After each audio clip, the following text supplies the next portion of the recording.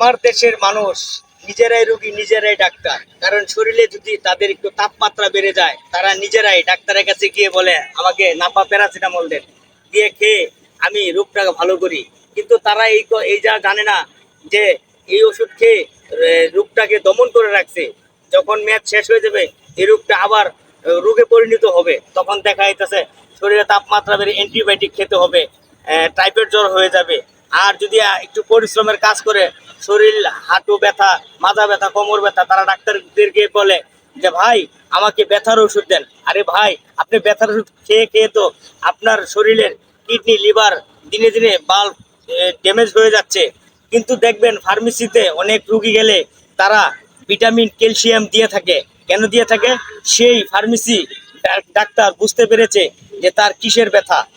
তার শরীরে ব্যথা ক্যালসিয়ামের জন্য, আর মাংস চাবায় কামড়ায় ভিটামিনের জন্য। কিন্তু তারাই প্রকৃতিক ডাক্তার।